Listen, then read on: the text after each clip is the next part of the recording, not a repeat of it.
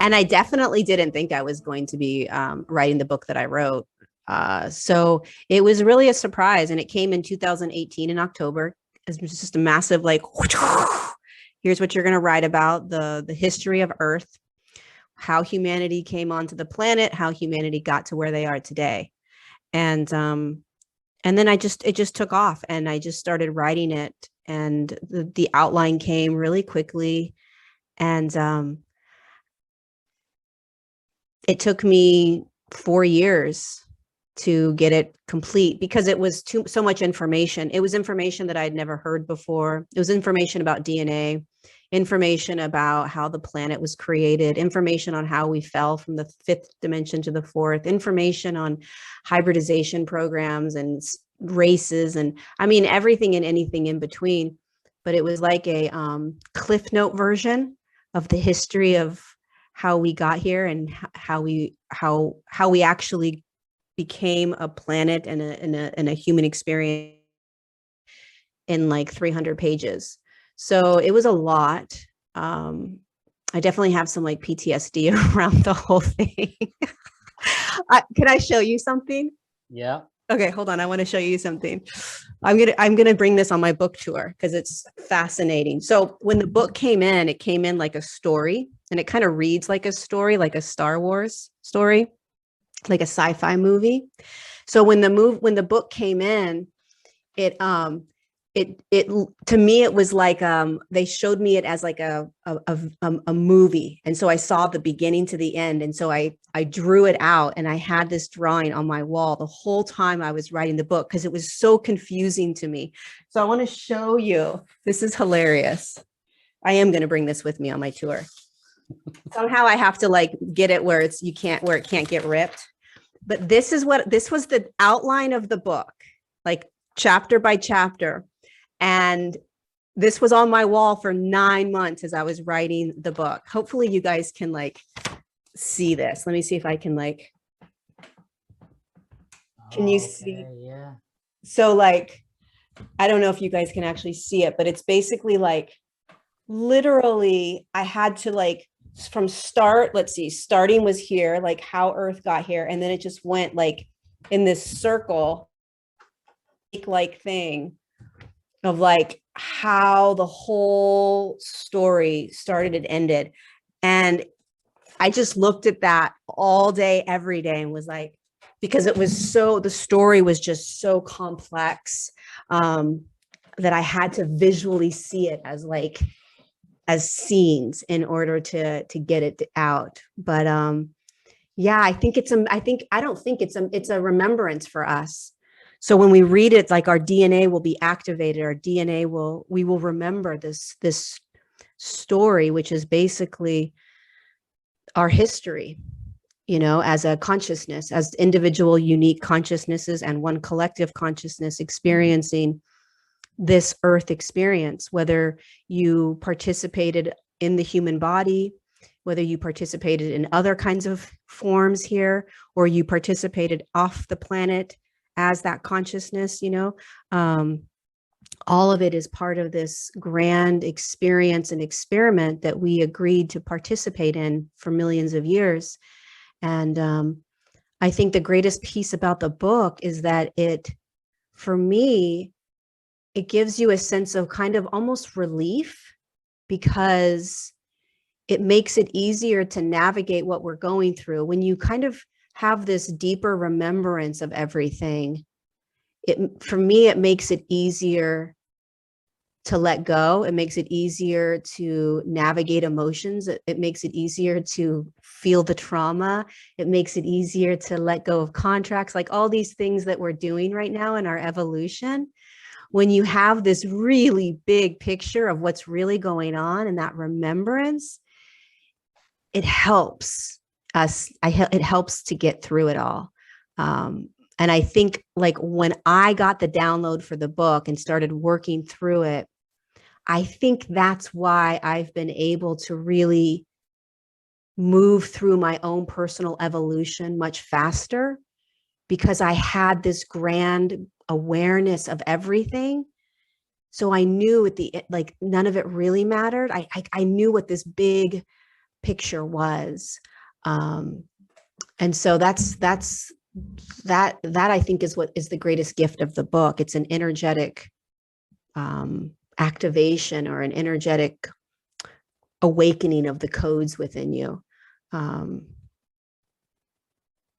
But yeah, it'll be fascinating when people start to read it. I have 90 people reading it right now in a group as like a beta, just like read the book, let me know what you think. And it's fascinating to hear people's experiences of it, and how their life has changed from reading it, their perspective, their lens, their ability to deal with relationships. So yeah, I'm excited. And as you say, we'll do a book, when you do the book tour, we'd love to have you in Dublin. So that would be brilliant. Yeah, event with you will rock the place. I would love it. I can't wait. I cannot wait. It's definitely one of the places I'm going for sure. Definitely Yeah. do that. So what came up for me there was a couple of things. So when you were talking about the book, you mentioned the word remembrance, okay?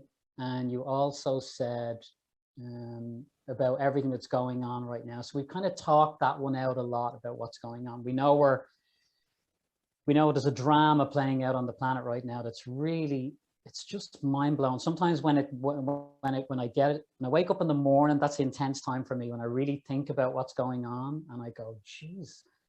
So I got into this the other day and I was just thinking about it, and the universe said to me, what are you getting so upset about? And I said, what do you mean? It's like, this is not cool. And they said, why? Why do you think it's not cool? And there's this dialogue going on, like, about kind of, with my own intuition, just saying to me, from our perspective, everything is so neutral. Everything is just an experience. And I've heard you say this loads of times, this thing that's playing out on your planet, there's no need to take it so seriously.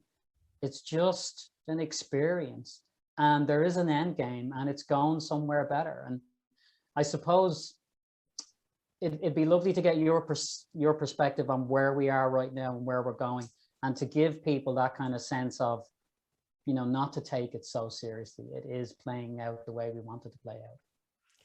Yeah, it's interesting because I think what's happened in this grand kind of really massive, quick awakening that we experienced, the most recent awakening in 2020 that a lot of humans experienced, was this rattling kind of out of this very dense programmed state of being, the amnesia, the zombie, right?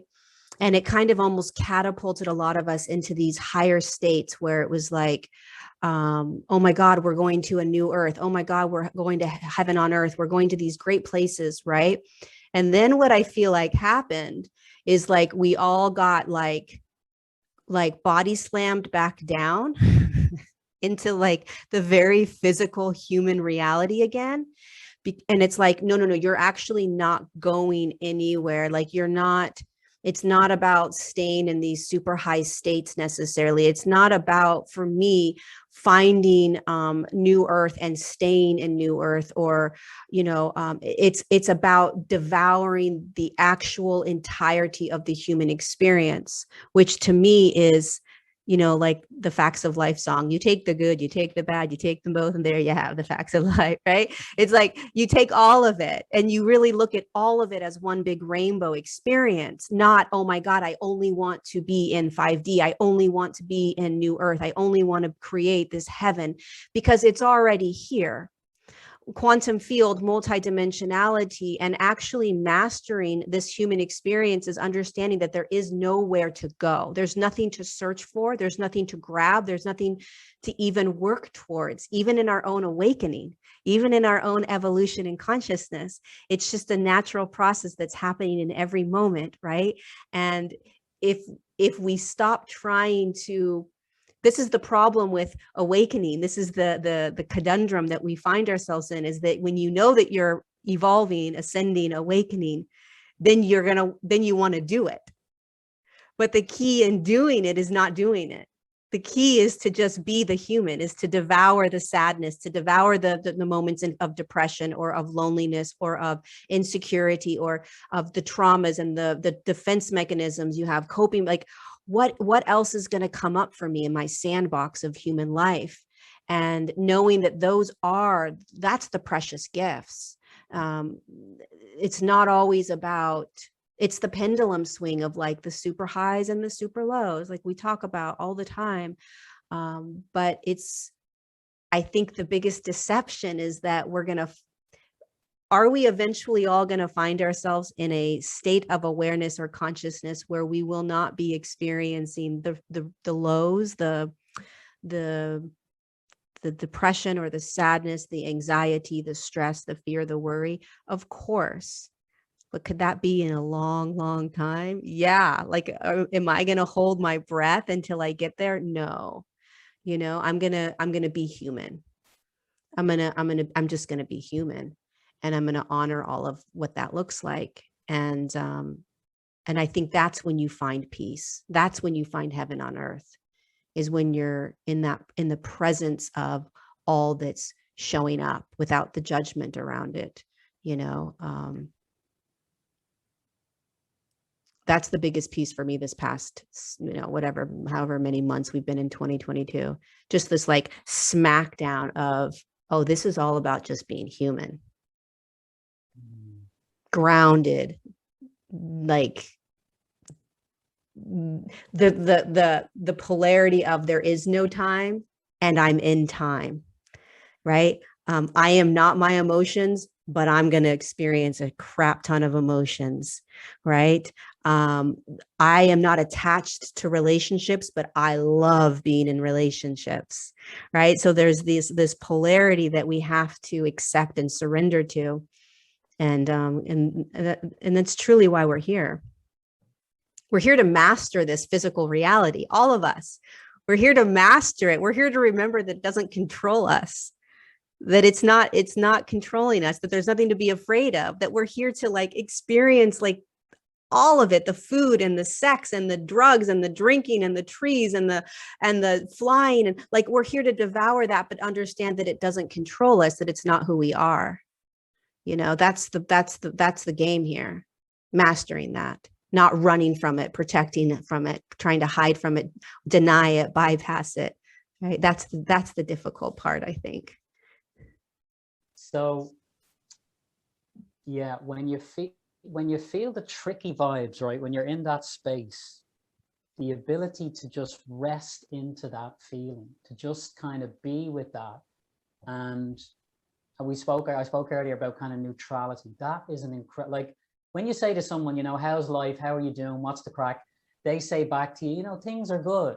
So what they're talking about is external things are good, therefore I'm good. And we all have that habit of saying that. I find myself, someone says to me, how's it going? I say, yeah, things are great, things are happening, I just moved, whatever. And when are we going to start speaking differently so that the only thing we reflect back to each other is how I'm doing on the internal? So, that we start talking in that way and communicating in that way. I think that's an interesting step for me, because that's like, nobody really talks like that, we will all tell you, oh, this happened, that happened. So I'm just wondering, is there a number of things we can do to start to kind of neutralize the external? I love that question, because like when we got on today, right, and you were like, how are you? Like the honest answer would have been like, well, I was crying all last night. I woke up this morning crying. I went into this field. I was meditating. I was going through like that would have been like my true state of experience in the last 12 hours, right? So how am I doing in this now moment? I mean, what that requires is actually, if you think about it, if you really think about how are you feeling in the now, there really wouldn't be anything to grab. Like, think about it. Like, if I asked you, how are you doing? And it wasn't an external thing, but it was like simply your state of beingness, you'd actually have to kind of search like, wait, what is my state of being right now? Because there's stories to it, or we have to attach certain things to like, wait, how am I being? What does that mean? And then, so I go back to like, oh, the last 12 hours, I was this, that would be my state of being. But am I in that right now? No, I'm not in that right now. So it's a really interesting question, because I think what you're getting at is becoming authentic, vulnerable, raw, real, right? And really just being able to even tap into that. Like, wait, how am I right now? Not like you said, oh, the last 6 months, this is what's been happening, which makes sense. That's the social norm. We do that. That's the polarity of all of this, right? Like that is what you do. But then the deeper answer is, well, how am I right now? And then if you actually sit with that, unless you're feeling something intense, I mean, is there anything really to grab? And then you start saying, well, if there's nothing really to grab, then like what if this is like what Eckhart Tolle said, right? It's like, if you're always in presence, then what are you truly experiencing but that presence? You're not experiencing the stories, you're not experiencing the past, you're not experiencing the anxiety, right? So I think for me, your question is so genius, because it's about, and this is something I've been working on personally, which is why I did my Untangled series on YouTube, was how can I normalize uncomfortableness? How can I normalize shame? How can I normalize hiding the things I don't want to talk about? How can we start normalizing all of the things that we think don't fit in some sort of evolutionary box of consciousness, that, you know, of raising our consciousness, raising our frequency? You know, it has to look a certain way, it has to sound a certain way. And I just want to put a kibosh on all of that and be like, bullshit, you know, we're messy. And can we normalize that messiness? And how honest can we be in that messiness? Not just the, you know, the ways in which we want people to see us, you know? And, you know, Lorie, I think that leads to when you said there that we're here to master this place, right? This reality is such a setup, right? And it's a setup with so much contrast and so much trickiness. And we are here to master that. So we start engaging with each other differently so normally we're kind of calling on the external for the inward weather. So we start to say, we don't necessarily have to say to somebody, I feel really shit today, because we'd all probably get bored after a while with all of that, right? But just say to someone, well, I take how I feel from my internal. Do you want to know how my internal is right now? And they'll say to you, well, I just wanted to know how you're doing in life. And you say, well, I take it from inside. And right now it's a little tricky, or, you know, so you don't have to go into all the details.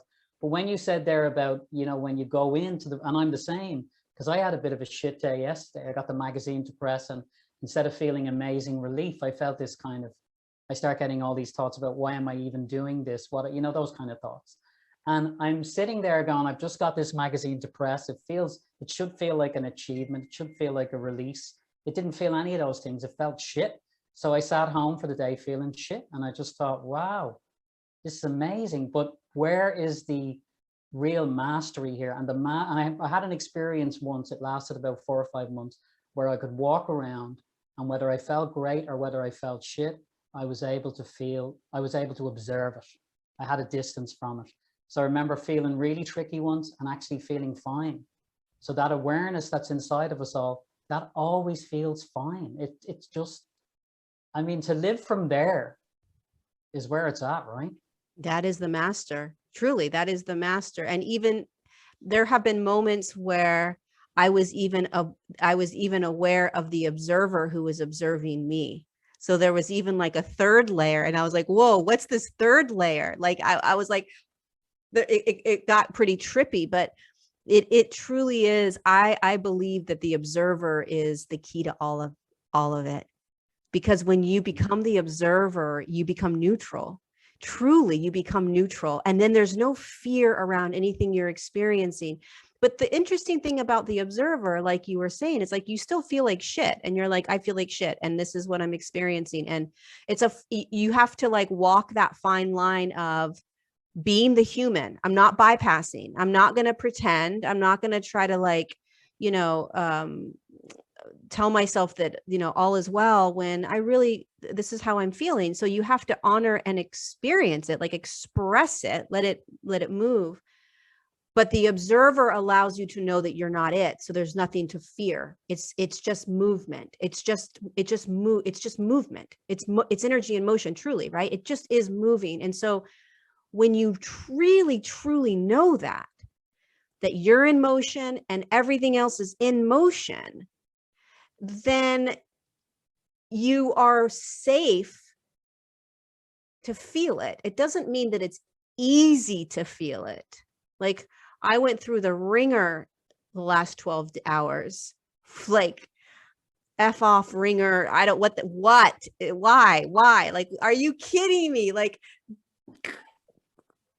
deep crying, pain, you know, and it's, you know, stemming from worthiness and, you know, moving into a relationship, and am I ready? Like all kinds of stuff. And it just was like deep stuff coming up. And as much as I was uncomfortable kind of moving through it, I was watching myself at the same time. So there was that perspective of recognizing what was happening. That's the observer. Like, oh, I am now in insecurity. I am now feeling unworthiness. I am now. So that's more of that observer perspective, which allows you to see what it is you need to see around it sometimes. What it's trying to show you, what it's trying to get you to look at, to choose differently, you know. And sometimes, like what you were feeling, I mean, I feel that all the time, but sometimes it's just energy moving through the body. And we're exhausted sometimes doing this work. And the collective frequency, I don't know if you've been feeling this, but I've been feeling, I mean, today's June 9th, 2022. So whenever people listen to this, but I've been feeling a lot of lack consciousness lately, where it's like survival mode and people are in a lot of like fear and survival and not going to have enough. And it's just, it's an interesting moment right now on the planet with that consciousness that I've been feeling, you know. It feels like a kind of a squeeze, you know, there's like a squeeze going on in the, so I love the whole idea of being, you know, able to walk through the eye of the storm and hold my own center. And this is a big thing about being a man in this world right now, or any type of being, is just being able to hold your center and step up. Like it runs through me. It's like a masculine feeling when I feel it. It happened when the whole pandemic thing started. I don't even like using that word because it's such bullshit, but that whole vibe, when it began, I was just like, no, I have an authentic self that decides when he's in fear or when he's not in fear. I'm not told to be afraid and then I respond with fear. It doesn't work like that. I can be in fear with my own stuff going on, but it doesn't work like that for me on the external, you know? So that feeling of being able to walk through the world and hold your own frequency, even when there's a massive squeeze going on the external, that's an interesting place right now. We're really being asked to step up, you know, because we got to buy stuff, we got to live in the world, we got to drive our cars, and that's being squeezed, right? So, wow, you know, this is a real step up, you know. So how do you feel where you are right now? Do you feel that squeeze? Oh, for sure. Every day I'm tapping into lack. And every day I'm like, wait, this isn't mine. I don't live in lack. What is this? There's definitely, I mean, listen, we're not going to go into like what's really going on in the world, if you know what I mean. But like this is definitely not an accident. What's happening. Okay. Yeah. So yeah. There is definitely a massive amount of disempowerment, enslavement, survival. The more that we can feel that we need to survive on the planet, the more we will be disempowered. The more we realize that we don't have to survive, we get to actually thrive. We can thrive on this planet. We live in a quantum field where we have access to everything, because we're energetic beings. But if they can, and again, I'm not going into whatever, but if there's a way for this energetic battle to sort of convince us that there is lack and even more lack, and there's not enough, and you need to stay in survival, and we are energetically feeling that, then we will feel like we don't have power. Like that masculine energy of I can walk, because we all are learning how to balance the masculine and the feminine consciousness in our bodies. So that masculine energy of like, I can walk through this life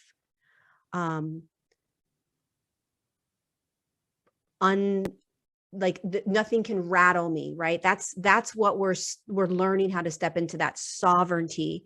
And right now, pay attention, because it's going to be rattled by this collective energy of not enough, fear, lack, survival, squeezing. It's like survival of the fittest, right? And like kind of like, hoarding things and, all that other energy right now. I mean, listen, it's a collective frequency that's purging off the planet, and we got to see it and feel it like all the other ones. But it's intense. It's a big one for sure. So like, okay, so the answer of like, how do you navigate it? I mean, for me, I don't have the answer, except that I just pay attention to what I'm feeling. And I pay attention to what I'm believing, what I'm putting my focus on. With abundance and lack, it's a challenging one. I don't believe in, like, I live my life from a state of, I understand money, and money is real. Here's the polarity of money's real, but it also doesn't exist. Right? So money's very real. Like, we have to pay bills. I have this amount of money in my bank account. I can only spend this amount of money. So I honor that and respect that and appreciate that. But I also hold the perspective that it's all an illusion. Truly it is. And if I know that I'm taken care of, I'm taken care of. And that is actually the way we're designed to live. But that is very, very difficult to hold, that knowingness, when money is such a concrete concept that we need to survive. But one of the reasons this is happening is to get us to step deeper into this energetic experience of abundance. Not easy. Yeah, we're doing it. We're doing an event soon called Divine Inner Abundance, a live event here in Dublin. And we're going to talk to this guy about gold and stuff. And it sounds kind of interesting, because he actually holds precious metals in his hands, and he gives them to you to hold and feel the energy of that, because there isn't really, the value in money is something that we've been told is in money. It's not really there. When you think about it, it's a bit of paper.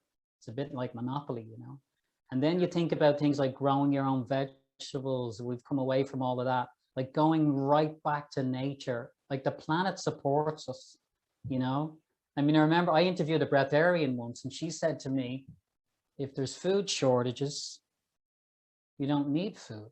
And I was thinking, well, that's a bit of a leap, you know what I mean? But like, the more we evolve, the more we're going to become, the more options we're going to have, So I want to talk to you a little bit about multi-dimensionality, because there's been loads of talk about 5D, and I think people have got a little bit bored with 5D now, and now they're more interested in being multi-dimensional. And that's really what we are, in our dream state, when we're meditating, we actually are switching channels all the time. So I think we're really gonna hone that skill a lot more. And then we have access to a bigger kind of buffet, if you like. And then we're back to the awareness again, and using that tool to navigate this experience. So do you feel multidimensionality is more being talked about now than kind of 5D? 5D was very hip about a year ago. Yeah. I mean, I don't know. I there's a part of, yeah, I mean, probably because I don't really talk about 5D anymore in the same way, but the multidimensionality is very much what we're actually experiencing, because it's like radio stations, and the quantum field is like one large radio station in your car, and you're not ever on the same radio station forever. It's not a flat line experience. So there's all these different waves or frequencies that you're going to be experiencing. It's constant movement, right? And so we're getting used to feeling all these different frequencies. We're getting used to feeling like we're in time and then we're out of time. We're getting used to feeling heavy and dense and light and floaty. We're getting used to wanting to be with people and not wanting to be with people. We're getting used to feeling kind of high in our bodies and then really dense and heavy in our bodies, right? We're starting to feel like we can connect and communicate with trees, and then the next minute you're flipping somebody off in a car. Like, this is all multidimensionality. It is not simply just experiencing the stations of 100 to 107 and not experiencing the lower stations. Multidimensionality is truly just experiencing this entire physical and energetic world that is located in a quantum field, which means it's located in a field where everything exists, everything. So I see it as like we're like bumping up and down and just kind of waving and moving and experiencing all these different ways of being. And we're learning how to adapt to that, where it's like you're going to start feeling kind of glitches. Like, wait a second. Did I say that? Did that happen? Like, even with you and I, right? It was like I was thinking about you and I was like, I'm going to reach out to you. And literally like 30 minutes later, the email came, right? That's a multidimensional experience of like a telepathic way of communicating, right? We communicated telepathically. So people call it synchronicities. These are things we're going to be experiencing more and more. Telepathy is going to be something that we're going to experience more and more. It's just our multidimensionality. It's accessing energies that are beyond this physical third dimensional way that we have lived, which is very kind of boring, right? Like the third dimensional way that we've lived is very boring. And I think one of the fastest ways that you can start recognizing multidimensionality is in time, and the wonkiness of time, and how you'll start realizing that you can't, when you start really moving into a multidimensional state, it's very difficult to grasp the past. Like, you literally have to think about what you did yesterday. You can't remember it. Like, almost like you're losing, like you have no memory of it, right? Or even earlier in the day, you're like, wait, what did I do? Like, and then you think about what you did and you're like, that feels like 7 days ago. So that's a really good sign of like multidimensionality. One that a lot of us are going to be experiencing more and more is because time is a very kind of real, physical, tangible thing, even though you can't physically hold it. It's a very tangible experience of the third dimension. And when you start moving into higher states of consciousness and going like this, you start moving out of time, and now you're flying, you're like floating, you're like, whoa, what is this, what am I doing, right? That's how you move into more of a flow state, a more present state. You're not attached to as many things, right? You're detaching from a lot. The judgments start to go away. You move into more neutrality. All these things just kind of naturally start to happen when you pop out of that third dimensional field, and then you start experiencing that multidimensionality roller coaster ride, where you're like, wow, what the hell? You can see it in the collective more and more. Sometimes I go on TikTok, and I don't even know why I go on TikTok, but I go on TikTok sometimes, and you can see these videos of glitches in the matrix, or like the mandala effect, where it's like, this one guy had this book. It was like the Bernstein Bears, and he has the book, and then he walks into the room, and the Bernstein Bear, the spelling of it changes in right then when he moves into the next room.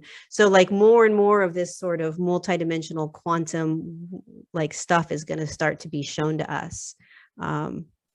It's going to start to become more and more like, oh, okay, we live in a massively like quantum universe. What does that mean? How do I adjust to it? Have you I seen think those videos? They're weird. the TikTok. I haven't really been on TikTok. Oh, I'm don't going go to. on it. It's Don't go crazy. on. Okay, okay, no Don't worries. do it. Okay. It's so addictive. It's not normal. It's very not good. It's weird. It's I crazy. think just to let people know, if anybody wants to ask a question, feel free to type it in, and I'll get it to probably start asking questions in about 10 more minutes from you guys. So type away there, folks, if you have a question. Just the whole theme here, Lorie, was kind of neutrality, even about when I think about the different dimensions, the different frequencies that we can inhabit, fifth, fourth, third, whatever. There's a neutrality in me now about them. I used to get excited about the fifth dimension. And now I'm kind of thinking, if you go to the fifth, or you go to the seventh, or you go to the ninth, you'll probably look at the third and go, that looks amazing. You know what I mean? And then you get to the third. It's like, it's this whole thing of just being, yeah, just neutrality is such an interesting word, such an interesting concept, you know? I love that. Yeah. Yeah. So I want to move on to relationships, right? So I went on, I saw you're doing this Untangled series, and then you did a whole thing about twin flame, and I kind of looked at it and I went, I used to think about soulmates and twin flame and go, yeah, whatever, you know. And then I had a couple of experiences in my own life where I went, okay, so I meet a person and I'm talking to them for 10 minutes and I feel like I'm in love with them. And right. And then it's like, that's a thing that can happen in the holistic world. You just love everybody, but actually kind of in love with somebody and then not really attracted to them physically. And I was like, this is weird, right? So I listened to your chat about it and so much of it resonated. Now your experience was like off the charts. I think it went on for maybe 10 years or something nuts. Mine was much quicker. And I'm just wondering, for people out there thinking about this kind of stuff, twin flames and soulmates and all this kind of thing, we, as humans, we try to put every single thing into the same box. It's like, I fancy this person, I'm in love with them, I want to have sex with them, I need to have a relationship with them. And that's probably the worst thing to do. Sometimes it's just an exchange of energy, might move you into a different path in life. So how can we start to become a bit more au fait with these kind of strong energies and not try and put them all in the same box? From your experience, what can you tell people how to navigate that? Or does just everything just go out the window because you go mental when you meet these people? Well, I think it's interesting because I really don't like labels. And the only reason I labeled it twin flame was that's how I experienced it. A lot of people the labels really need to be thrown away. I definitely cringed over like kind of the label I put on it. One, I don't like labels. Two, there's so much programming around that specific label. It's ridiculous. And everybody has their opinions on, actually, it's a karmic soul contract. Actually, it's this. It's like, actually, I don't care. Okay. It's an experience. So thank you, but I'm just sharing. So it's hard sometimes in this third dimensional realm where you have to kind of label things. I think what's extremely important at this, I mean, granted, I met him in 2010. It was a very different energy on the planet. These types of relationships were coming, we're moving onto the planet really fast, meaning people were meeting their catalysts at that time. It was a massive transformational shifting that was happening. It's very different now. The planet is in a very different frequency. We are in a very different frequency. So what's happening now is that we're meeting soul family. We're energetically meeting people that we feel like we love. I've had so many of those in the last year, and I'm like, I love you, but I mean, I know I'm not in love with you, but I love you. But I like, and so it's this energetic remembrance. It's the heart opening more and more. The more our heart opens, the more we're going to legit feel like we're in love with people, right? And the more that we are connecting to soul family, like consciousnesses that we knew prior to coming in, the more we're going to feel that deep love. But it's like you said, like we got to take it with a grain of salt. We got to remember that we're becoming more energetic. We got to remember that that we're going to start meeting more and more family, and it's going to feel good, and it's going to feel like home. But with my relationship that I had, it was, I think that I think the takeaway for me and why I shared it was really to have the perspective or the becoming more of the observer while you're in these types of karmic relationships that are really designed or allowing you to catalyze or shift into who you came here to be, or clearing a lot of old patterning. But I do want to say this, and I think I said it in Untangled. We're in a different time now. We don't need relationships in the same, we don't need to be catalyzed in the same way, as harshly, you know what I mean, as dramatically, as brutally as these type of karmic relationships can do. We're in a higher frequency as a collective, so these relationships can be a little less brutal now. They don't have to be as intense and as nightmarish. But I think that the labels are what we need to kind of throw out, and it's more just the experience of it.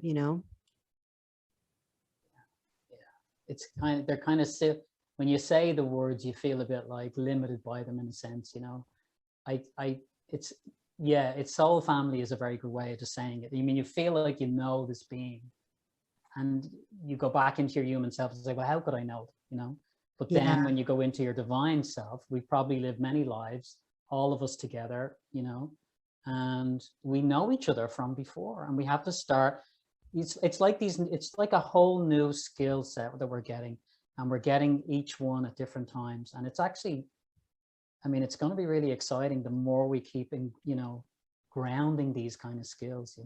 I want to talk a little bit about love, right? Because I heard you say recently, and this is one that's done the rounds, but when people say, you got to love yourself, they usually say you got to love yourself first and then you're going to meet someone. Okay, we all know that old chestnut, right? But you just said the other day, you just got to love yourself. That's the love you're looking for, really, right? So sometimes when people hear that, and I've been in spiritual workshops, and I can see their faces because they think about their own personality and they find it difficult to love themselves. But the self that we're talking about loving is the kind of, we're talking about the divine self again, aren't we? That's the real self we're talking about. So when someone says you got to love yourself, they're not saying you got to love Lorie. They're saying you got to go inside yourself. You got to sit with who you really are and fall in love with that spaciousness that you have, right? So that's really loving yourself. And that really puts relationships into a different kind of perspective. Yeah. I always see it as like, I'm at a dinner table and I'm sitting with all these aspects of Lorie, the Lorie that's insecure, the Lorie that's jealous, the Lorie that doesn't like her body, the Lorie that sabotages, the Lorie that does her mission work, all these different aspects. And my job as this whole complete,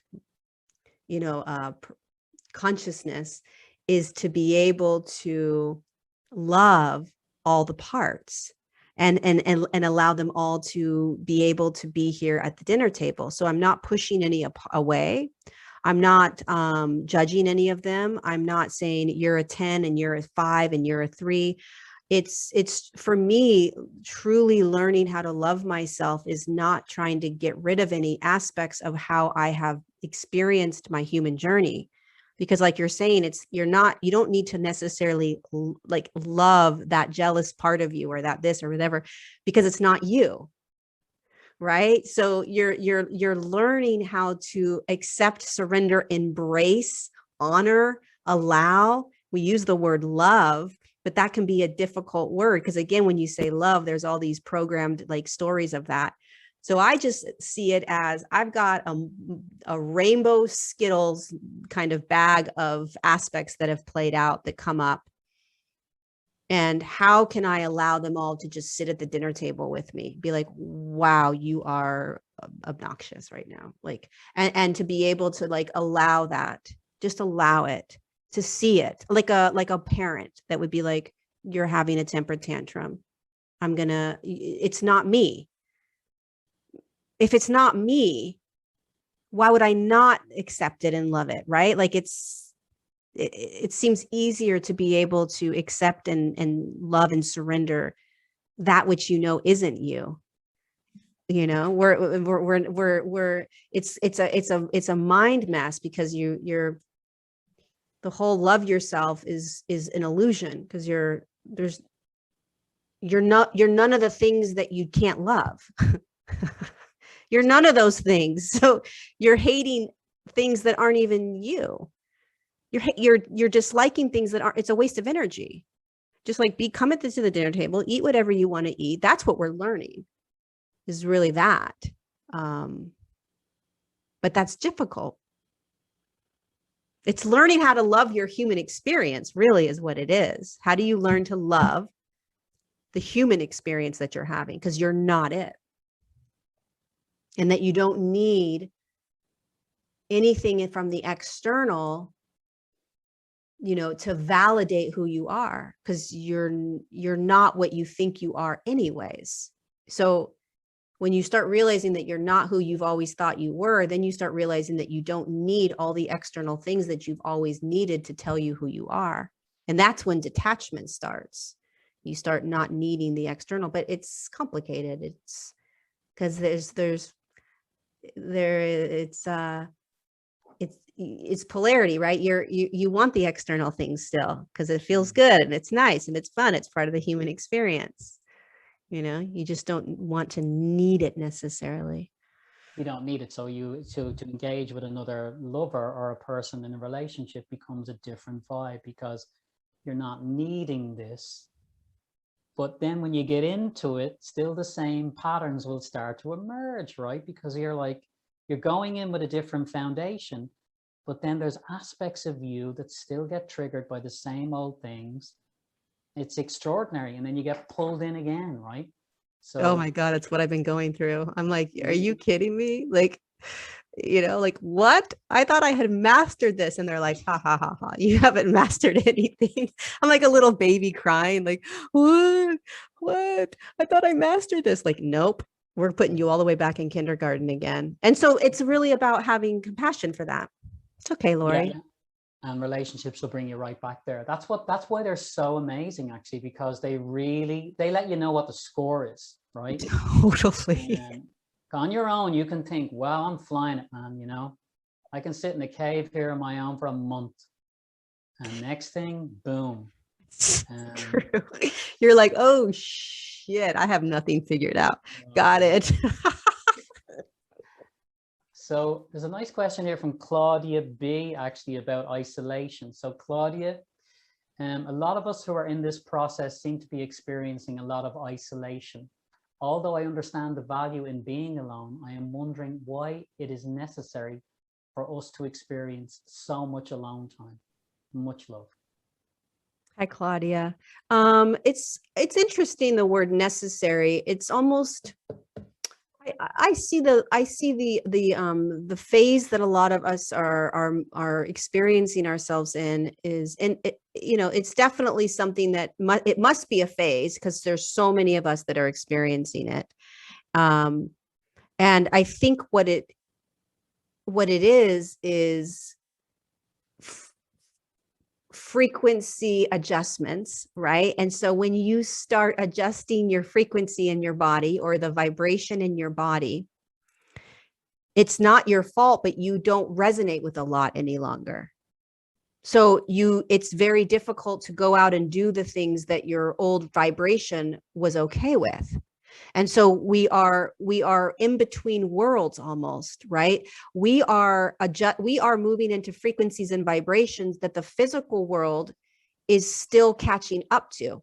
So we feel very alone while the physical world meets us. Meaning, when you go out in the world, most of the people right now, most of the places you walk into, most of the churches, most of the schools, they're going to be in that other frequency and vibration that you've started to shift out of, right? And so when you're walking around, there's this feeling of like, I'd rather just go home. I would rather just be at home alone, because the frequency is just off. It's just how the entire, shift happens. We have to do the shift with everyone, with the whole 7.8 billion people. And it's a difficult part of the process, I think. Also, you have to force yourself to go out and be social. You got to force it at times, because it's not always healthy. It's not healthy, in my opinion, to always be alone, especially if you've been doing it for years. Thanks for that question, Claudia. One here, Lorie, from Magda. How do you know when it's time to exit relationships so you don't get to the same story? How do you know, or how does it feel when the relationship comes to the end and what you're supposed to go through together, is done? How do you know when it's time to get out? I mean, I think one of the big signs that it's complete, the contract is complete, is if you are cycling the same stories, if you're cycling the same arguments, if you're cycling the same kind of trauma responses, if there's this cycle that continues to be experienced, it's like Groundhog's Day, then it's complete. There's nothing left, right? You're continuing to try to, a lot of times when we're in relationships, we are afraid to be alone, or we're afraid to leave. So we try really hard to make it work. And it's the same patterns that you see. It's time to let it go. It's time to be done. You just want to dive deeper into the fear of leaving, right? Because it's and especially if you're asking that question, the answer is always, it's complete. Usually, if you're asking the question, when is my relationship complete? How will I know? You just asked and answered yourself many times. Well, that's the quick answer to that question, right? If you're asking that question, and that's probably true, actually. It's true, yeah. When you've asked that question over the years, that's the reason you're getting doubts. Yeah, think of all the relationships you've been in where you remember saying to yourself, I wonder if it's done. And it was the beginning of it being done, you intuitively know. Okay, so yeah. So Orna's just making a comment about, not feeling of this world, and that many people don't get her. And that's probably why she hasn't met somebody. It's been quite a lonely journey. So a lot of people who are on this kind of vibe that we're, like, let's talk about the mainstream. The mainstream is just an extraordinary one. Do you bump up against the mainstream a lot, Lorie, in your life? Or are you surrounded by a kind of buffer of kind of people who are all into the same kind of thing you're into? Oh no, I think I choose to jump into the mainstream. Bring me the juice. I mean, when I'm like visiting friends or traveling to friends' places or whatever, it's usually people that are in the same vibration as me in frequency. But I love to go out and I devour the alienish type of feelings. I really do. I understand that when you walk out into the world, that it can feel very lonely, but I have learned, and I'm choosing to embrace it. It's a choice that we have. I also want to state that this idea, okay, that we are so different that we're never going to find our partner, that truly is a belief, and it truly is something that you're holding in your reality that we don't need to hold. We really don't. We are stepping into new timelines. We're stepping into, listen, you came onto the planet. I mean, listen, maybe you didn't, but most of us came onto the planet to experience what I say are two books. Okay. Book one is all the Akashic record shit, all the contracts, all the trauma, all the third dimensional heaviness. We had to agree to that. We had to agree to book one to come onto the planet. It's part of how you incarnate into this human experience. However, you also created a book two. And a book two is what I like to call the part where you start moving into more of a heaven on earth, where you start accessing abundance and joy and peace and love and relationships that are actually functioning and healthy. Right? These two books are written. They're done. It's a done deal. So if you hold this idea that you're so different from everybody else, you're never going to find a partner, then you're not believing and trusting in the book number 2 that you already wrote, that's already done, that's already existing in a future moment that you haven't tapped into. You get to decide if you want to remember that or not. You get to decide if you want to stay in the illusion that you're stuck in the book number 1 and you're never going to find somebody. That's hogwash. You really believe that you incarnated to never meet somebody that resonated with you and have a beautiful relationship? That's a choice. Just because it's happened for the last 55 years does not mean that it's not written in the stars for you in book number 2. It's truly, you could be 85 years old and you're just now stepping out of book 1 and you're stepping into book 2, which you created. You created book 1. You created book 2. And because our frequencies are rising, the planet's frequency is rising, we're actually starting to open up book number 2. Holy cow. What if there's miracles waiting for us? There are. We just have to start to remember that. So I don't like to buy into the whole alien thing, like I'm an alien in this world. It's like, we all are aliens. Welcome, So I just love that you use the word hogwash. I mean, that's just a classic. I don't know where that word came from. What does it even says mean? Hogwash. I mean, I haven't heard that in years. Like my grandma says Harry hogwash. Potter, yeah. My grandma, who's like 95, she says hogwash. Like, That's a classic. Alison, question on soulmates and soul family. If you meet someone and you go into a bliss state and you feel like you belong and that person is also extremely happy, although brackets, they are in a relationship with someone else, can they be your soulmate, soul family? It's happened twice, once with a cat and once with a person. It also felt like we were energetically one person. Yeah, I mean, I think it can happen with any human, but we all have free will. So there are no defined like, oh, you're only going to meet your soul family or a soul mate if they're single. That doesn't make any sense. So you're going to be bumping into all kinds of different soulmates. I think the key here is to get rid of labels. It's really just an energetic experience. The more that we can get rid of labels, the easier this human journey is going to be. So literally throw out soul family, throw out, soulmate, throw out twin flame, just be in the experience. And remember that as your frequency raises, you're going to meet more and more people that are going to feel like home. And it's about not necessarily attaching to the old ways that we've done relationships. Right. And it's going to require us to be in more of a flow state in relationship, meaning you meet somebody and it's this instant connection. You feel like home. You don't want to leave them. And then you realize that you got to leave them. You got to go do your life. Right. So you're in a state of flow of like, wow, okay, I'm not going to grab or attach. I'm not going to make this the way old relationships have been in book number 1. I'm in book number 2 now. Right.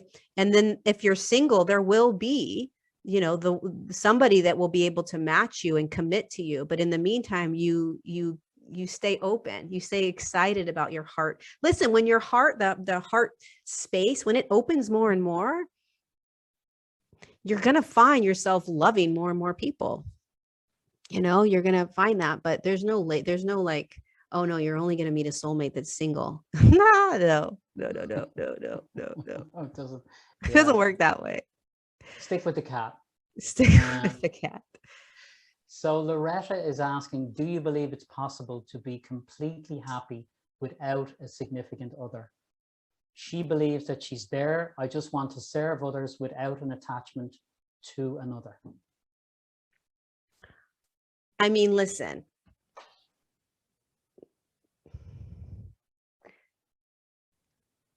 I think that the goal is to be able to be happy, right? Whether you're with someone or not. Okay. So to be able to be content in your life, whether you're with someone or not, that truly is one of the ways that we're mastering this human experience. However, I think one of the greatest parts of being human is relationships, is intimacy, is sex, is falling in love, is having a partner. Like, do not take that from me. Do not, like, if I came here, you mother freaking better bring that to me. You know what I mean? Like, oh, hell, I'm not going to pretend that I'm evolved enough to be like, I don't need a partner. That's bullshit. I don't play in that. I want a partner. I want a partner that's going to play and grow, right? But I don't need it. I've been alone. I know how to be alone. I'm happy being alone. I'm content being alone, but I have no problem saying I'm ready for my partner. You know, that doesn't make me any less able to be alone and be content being alone. I think we need to get real honest about what we really want in life. Why not? What if you created in book 2 an amazing partner, but you're denying it because you think that you need to live the rest of your life alone? What if there's an amazing person coming in that you created, right? Really staying open to that, not closing yourself off and being like, you know, in a boxed state. Be receptive to the quantum field. Be receptive to all of it. Because listen, you guys, this physical reality is too good to not devour it. There's too much goodness in it. There's too much juiciness. You know, we didn't come down just to learn. We didn't come down just to evolve. We didn't come down just to teach people. We came down for the physical, this, you know, we came down for that stuff as well. Truly, especially relationships. Great answer, Lorie. That anytime when you ask a question like that, or when we go into those kind of questions, you can feel the mind, you know, the egoic mind in all of us getting involved, because it likes to box things off, you know, whereas that open state is really where you want to be. Like, I've had plans for my career and my job, and the universe comes up with something that blows it out of the water. And I've learned now that I'm just trying to harmonize my frequency with that as much as I can. And it's going to send in the juice, you know, that's the job. So just Bingo. Harmonize. Yeah. You're so true. It's so true. It's exactly what you said. Yeah. Claudia has an interesting question. Okay. So she keeps hearing that there are only 144,000 of us. The rest are background actors. What's your take on this, Lorie? Yeah, I think I saw Dolores Cannon do something like that. I never really understood the background actors, and I don't believe that there's only 144,000. I believe that there was a call sent out, and there was a group, one of millions of souls, that had a specific purpose and a specific frequency that they were going to hold in the human body. And maybe they were more of the catalyst for this massive shift that we're in. I don't know. I'm not going to pretend to know, but they are only one group of millions of light workers that have not only come onto the planet for millions of years or thousands of years to assist, but are continuing to come onto the planet. So there is something unique about the 144,000. There are way more than 144,000 on the planet right now. We need trust me, there are way more than that. But I don't understand Dolores Cannon background people. I think it's fascinating. But I've never been able to grab it or grasp it or understand it. And I've never received any information about it. It is very fascinating to think about, for sure. I mean, listen, the whole game, this whole thing is a game. This whole thing is a play, right? So essentially it's all just a facade. But it is a very, I respect Dolores Cannon so much. But that was a piece where I was like, what is she? I couldn't get it. I couldn't ground it in.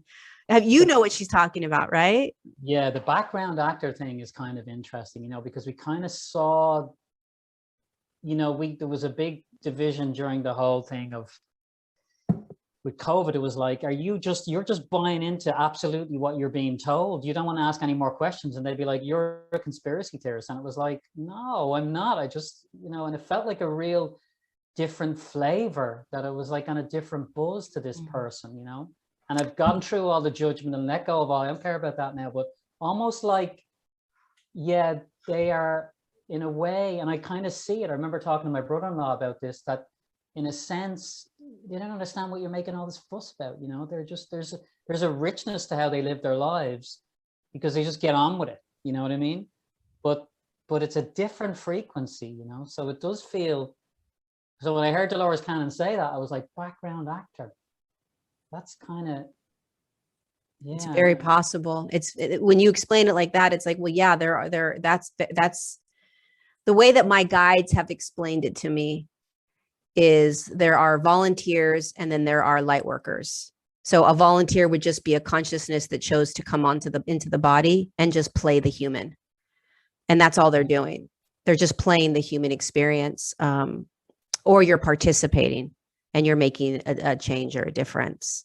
But yeah, the black background people, again, I do want to preface that, you know, my truth is not the truth. It's just an opinion. And I think we need to be careful, especially in the spiritual community, of these boxed in ways of thinking, you know, really holding things with a grain of salt, in my opinion, everything with it, because none of us know.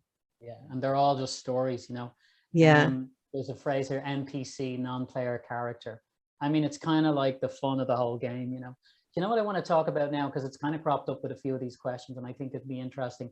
There's a lot of talk about that we are programmed by our movies, like, you know, Top Gun and some shows that have come out. Have you seen the OA that was on Netflix? Did you see that show? So when I watch these shows, right, I'm kind of like, okay, am I being programmed by certain things here, like The Matrix? But the message in all of these, in some of these movies, is incredible. Like, I think there's one at the moment, everything happening all at once. So we're hearing a lot of information coming through TV and shows about multi-dimensionality, about being more creative as humans, incredible stuff, near-death experiences, afterlife. So as well as us being programmed, we're also being, something is channeling through very positive stuff through artistic people. I mean, definitely. And then I was thinking, with the whole programming thing, every time we watch something that really seems Hollywoody, good always wins out in the end. So what's going on? That seems, you know, I'm just interested to know what your take is when you watch those kind of shows, any shows that really resonate with you lately, and what you've, the OA is one that kind of sticks out for me because I just watched it recently. Yeah, it's fascinating. I just watched a movie. It's an older movie. I don't know how old it is. It's a Stephen King movie called Dr. Sleep. Have you seen it? I couldn't watch it. I had to turn it off. Yeah. Dude, that was Ewan McGregor. That felt really programmed. Yes. Yeah. But what was so crazy about it is that sometimes I'll watch certain movies like that, and it's almost like a desensitization so that when you do see it in real life, you won't believe it. Yeah. And that was one of those shows where it's like, hey, we're going to give you the truth, but it's going to look like such a fake thing that when you see it in real life, you're going to just think that it's not real because you saw it in a movie. So that's one thing that I think happens, this desensitization, so that when you do see crazy stuff, you won't believe that it's true because you saw it in a movie. The flip side is the awakening process that's happening in movies. And I absolutely believe, I mean, listen, there are powerful humans and non-humans working in all industries right now to assist us in this massive shift, including the entertainment industry. And so the light is going to win. Good always does win. But we're up against a massive, dark, corrupt, evil system. So yeah, these movies, I don't know how they get through. I don't know how. That's always the question for me. Like, how did it get through? How did it get through all the corruption in the industry? But somehow that's the design of it all, is that this it's designed to get through. It's designed to wake humanity up. It's designed to navigate through the corruption and the evil in these systems. But I'm always just sort of like, I always think to myself, how did it get through? Like, how they agree to it, and curious if they even know what they're doing, the producers and the directors, and do they, do they, or are they awake or are they not awake? Like, Are they doing their work unconsciously? Or are they conscious of the work they're doing? Because they could be doing it unconsciously, like literally just thinking they're making an amazing movie that's being downloaded by something bigger than them, but they don't realize it's even being downloaded. So I always am like, trying to figure that piece out. It doesn't really matter, but it does help the human collective wake up for sure. It's activations, it's remembrances, There's a flood of them lately, there really is. Did you like the Matrix Resurrections one? Well, it was okay. I mean, I never really got into the Matrix, the first one. Like it took me years to actually watch it. So then when I watched this, how many Matrixes are there? I've only seen the very first original and then this most recent one. Or I think there is. Yeah, oh, God. Yeah, I haven't seen any. Okay. I live the Matrix every day. I don't need to watch it. Yeah, we're in the Matrix. Yeah. I don't need to be reminded of what I'm in and how it works. I got it. Got it. But it's a beautiful depiction. Question, Lorie, from Letitia. She's asking how to let go of attachments and expectations about your mission work. Yeah, that's a big one. That's a doozy for a lot of people. Because when you are here on the planet and you came in as a consciousness that not only wants to participate in this, but you are part of it. There's always going to be a part of you that feels like you're supposed to be doing something. I'm supposed to be doing something. I'm supposed to be doing something, especially if you've had lifetimes where you made an impact. Most of us have had lifetimes where we've made impacts on the planet in some way. So now we're back on the planet and we're like, no, I'm supposed to be making an impact. And it's a difficult question for me to answer because I don't know what you wrote in your book, in your Akashic record. The only thing I can say is to kind of befriend that deep desire to make a difference, meaning just allow it to be, because if you fight against it or really try to find it or try to figure it out, you're going to be in a lot of suffering and a lot of struggle. And also find joy. Try to find moments of joy in your life, because joy will at least make you feel like there's an impact that you make. I think the more joy that we can try to find throughout our days, the more we actually are doing our purpose and our mission. It's just trying to find joy can be difficult. And also, one last thing, many of us are on the planet to make a difference and to do mission work that's pretty quote unquote boring, which is to impact the everyday person. We don't like to hear that answer, meaning like when I'm at the grocery store, am I an asshole or am I saying nice things? Am I trying to smile at somebody? Am I telling somebody that they're doing a great job? Am I thanking them by their name? Like little things like that energetically shift a frequency, quickly. Little things we can do. Yesterday, I saw the coolest thing. I was at my health food store and I was waiting for my smoothie and this guy was ordering. This woman comes up, he's about to pay. Literally, I swear to God, she came out of nowhere. She pulled out her credit card, she swiped the machine and she walked away. She just paid for his smoothie. He didn't even know who she was. And she's like, I got it. And she just came in, threw her credit card in, didn't even say like, excuse me, I'm going to pay for your thing. It was the craziest thing I've ever seen. And then she just walked away and he was like, she just paid for my drinks. And it's things like that, those are the things that make differences right now for people. They're like little glitches in the matrix, I remember once someone told me to pay the toll for the guy behind me and watch his face.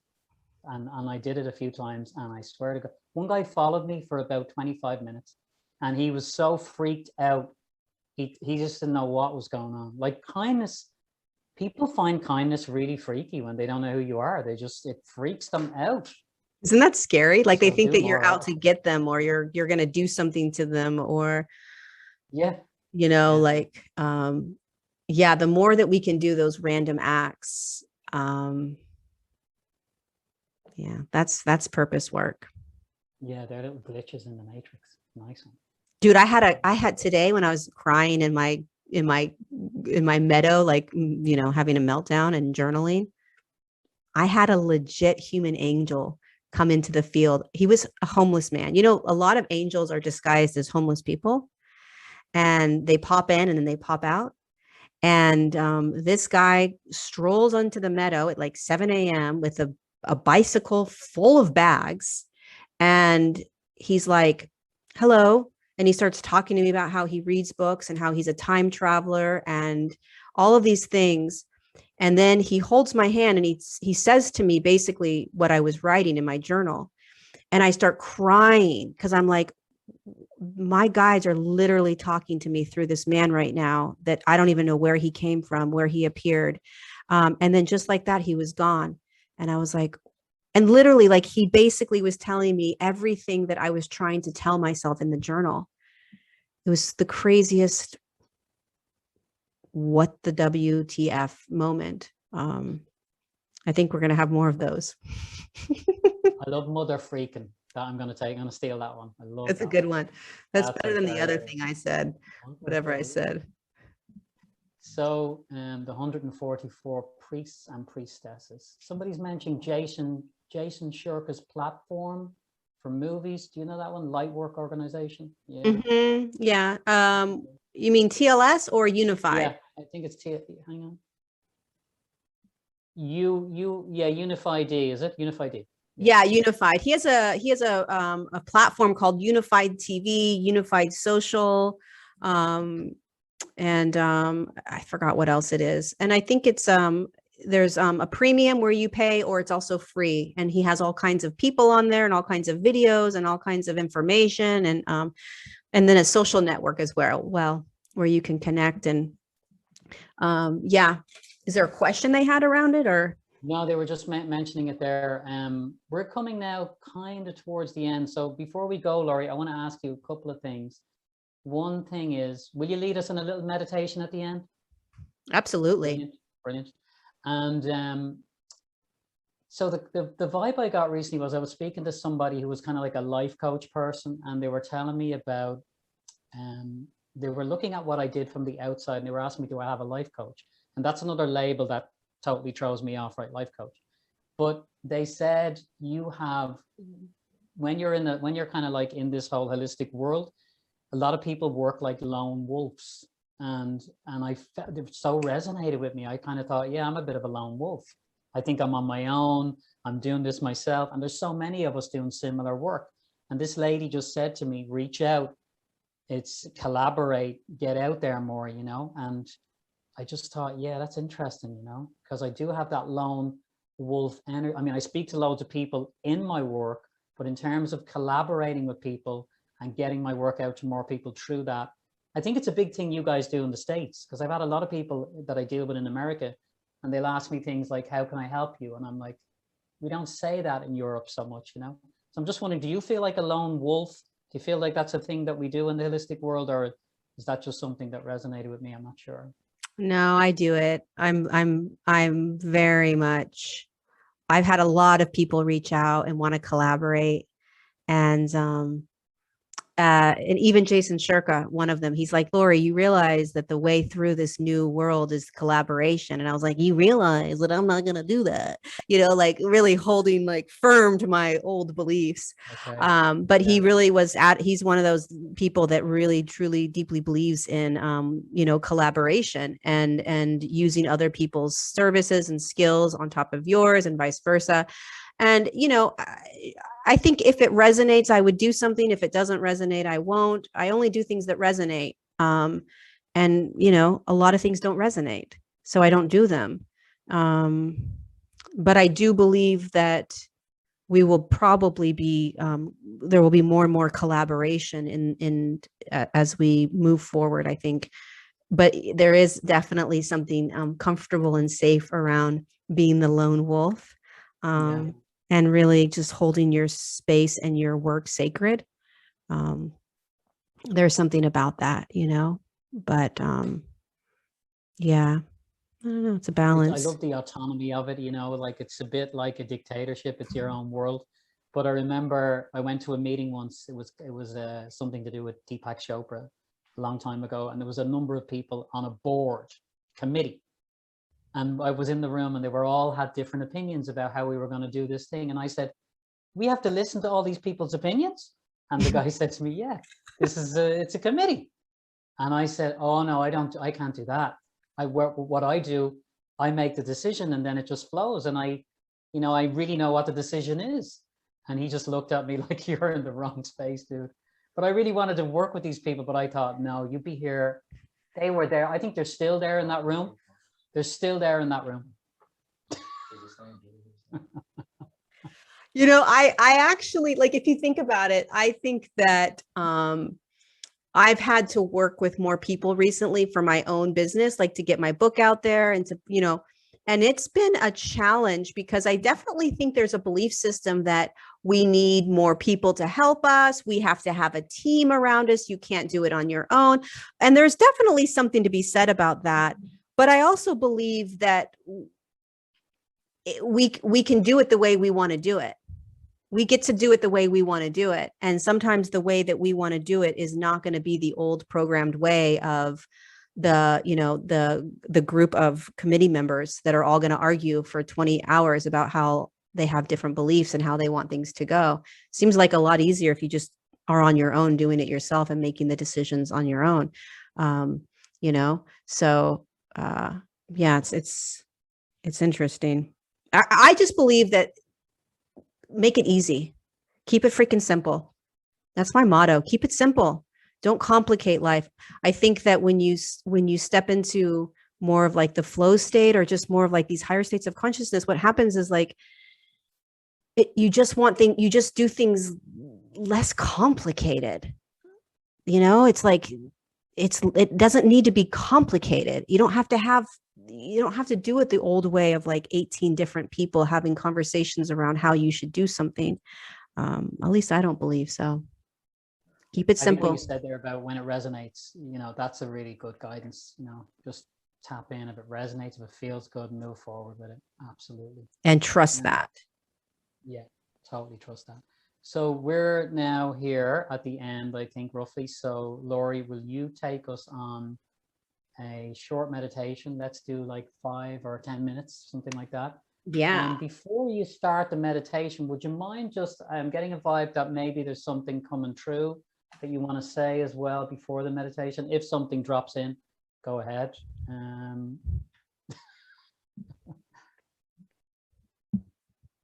Let me see what happens when I close my eyes and we go into the meditation. Okay. Yeah, let's just start and they'll see what pops in. Okay, so let's just close our eyes and drop our shoulders.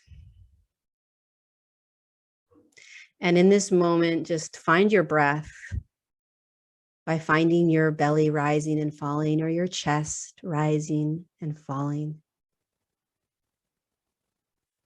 Slowing everything down, all the thoughts, all the past or the future that you're thinking about. And just getting present with yourself, the right here, right now.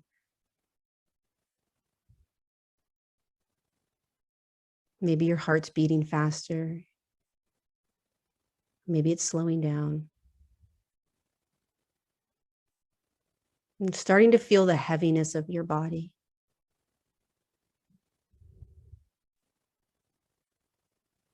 The remembrance that you are actually inside a physical form. And that you're not the physical form. You're not the breath that moves everything through that form.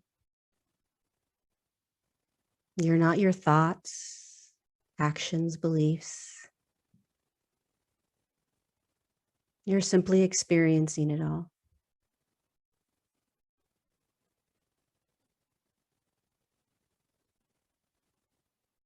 And by dropping yourself into this awareness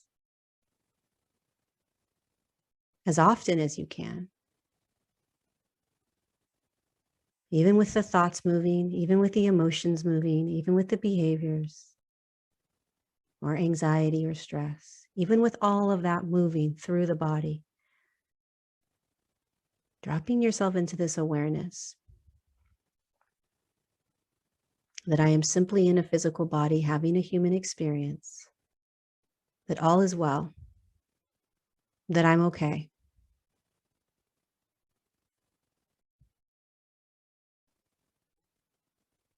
That I'm safe, that I'm more powerful than I remember, more free than I remember, more loved than I remember.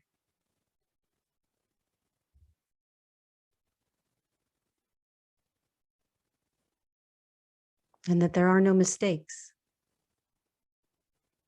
So every single thing that you're going through, that you're experiencing, that you're feeling, that you're navigating, is a gift that you're serving you.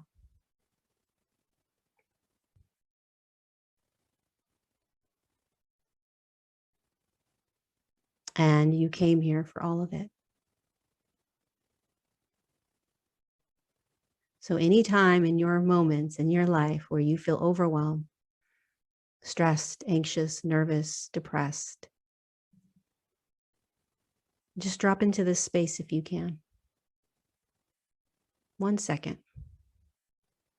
Eyes closed, shoulders dropped, feeling the breath, feeling the chest and belly rise, and you'll find yourself. You'll find you.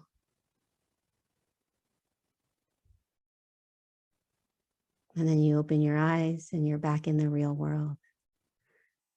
But this is actually the real world. So taking one more deep breath.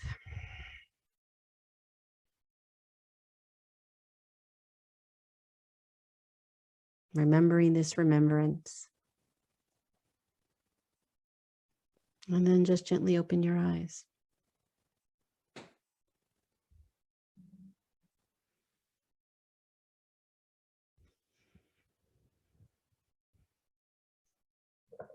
You paused. He's paused. He's frozen. Oh, there you are. I froze, did I? That was so cool. You looked so God, frozen. I went deep there. Ooh. I went deep. Wow. That was I awesome. actually got It's that simple, right? To remember, I think. Just drop in, boom. And I think the message for us is that nothing's a mistake that we're going through right now. Truly. You know, nothing's a mistake. And to remember that, and that everything that we're navigating is a gift. And I really try to practice that every day. As much as I struggle and cry and journal and temper tantrum, it's like, this is a gift. This is being offered to me somehow, some way, for some reason, you know? And if I look at it through that lens. Yeah, go ahead. Yeah. At the beginning of the conversation, we were like, it was all so cool and positive. And then I think I asked the question, like, how are you internally? And then we both went on this dump of like, I've been crying for the last 24 hours. I had a shit day yesterday. Oh, it's hilarious. Hilarious. It's the truth. You know, but it's the truth, you know, just it's the truth. And all you beautiful humans out there who jumped on today and who see this when it goes out, yeah, we're all in the same boat, you know. Yeah. We're just doing our best. We're just doing the best we can. It's true. It's just we're all in that ocean together. We're all in the ocean together. We're all learning how to doggy paddle. Lorie Ladd is there in her meadow. I love that you said meadow as well, with the homeless angel, and she's, you know, using words like hogwash. So I think that's what's going on, folks. That's what we got. Everybody, thank you for joining here with us tonight. It was amazing. Wherever you are in the world, thanks for jumping on. Thanks for your great questions. And we will have another event probably in a couple of weeks' time. We'll let you know what it is pretty soon. We've got all our live ones going on now as well. And Lorie Ladd, when you come to Ireland, when are you thinking, like in 2023? You thinking like first half? Yeah, the first couple of months I'm gonna do London, and then I don't know how far you guys are from London, but yeah, probably January, February, March. Oh, brilliant. Okay, so we'll get that date in soon, hopefully, and maybe we can start doing some publicity around it. Yeah, great. London's like Absolutely. 40 minutes flight from us. Oh, wow. Yeah. Well, let's do it. Let's do it. Definitely. Definitely. Yeah. Okay, and I'll just stop the recording.